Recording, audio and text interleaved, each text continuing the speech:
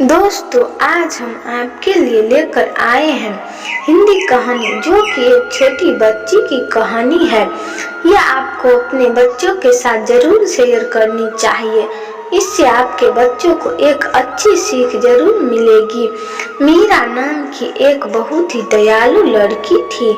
मीरा के जन्म के बाद ही उसकी माँ की मृत्यु हो गई और कुछ दिन बाद ही उसके पिता की भी मृत्यु हो गई। मीरा अपनी दादी के साथ अपने छोटे से घर में रहती थी। जब भी मीरा किसी को परेशानी में देखती, उसकी मदद करने की कोशिश करती। एक दिन मीरा जंगल की ओर जा रही थी। रास्ते में उसने एक बूढ़े व्यक्ति को भीख मांगते देखा। मीरा के पास एक बिस्कुट का पैकेट था, जो उसने उस बूढ़े व्यक्ति को दे दिया। बूढ़े आदमी ने कहा कि बेटी, अगर तू मुझे यह दे देगी तो तू खुद क्या खाएगी? मीरा ने बोला कि बाबा, मैं कुछ न कुछ खा ही लूंगी, मेरा घर पास में ही है। फिर मीरा आगे चली तो उसने देखा कि एक छोटा बच्चा नंगा घूम रहा था।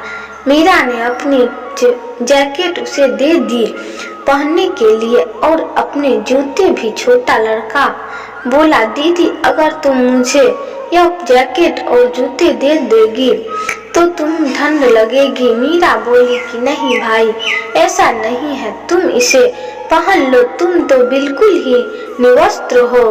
चलते चलते मीरा घने जंगल में पहुंच गई, जहां आसमान की ओर देखकर बोलने लगी, हे भगवान, तूने मेरे जन्म से ही मेरे माँ बाप को क्यों छीन लिया? ऐसा क्यों किया तुमने? मैं हमेशा सबकी मदद करती हूँ, यह सोचकर कि शायद मेरे इन कर्मों से कुछ अच्छा हो जाए। इतने में ऊपर से एक आकाशवाणी हुई और उस आकाशवाणी ने बोला, बेटी, मैं तुम्हें एक वरदान देता हूँ। तुम्हारे इस अच्छे कर्मों का ही महीनों में एक बार तुम अपने माँ बाप से मिल पाओगी। आकाशवाणी के इतना बोलने के बाद ही उसके माँ बाप नीचे उतर आए। उसके माँ बाप की आंखें नम थी और यह देखकर मीरा की आंखें भी नम हो गई। मीरा की माँ ने उस रात अपने हाथों से खाना खिलाया, उसे कहानी सुनाई और वह पूरी रात बात करते रहे। और जब सुबह हुई तो उसके माँ बाप ने उसे समझाया कि बेटा, अपने घर आराम से जाना, और उन्होंने मीरा को खेलने के लिए कुछ खिलौने भी दिए। मीरा बहुत खुश थी कि वह अपने माँ बाप के पास है।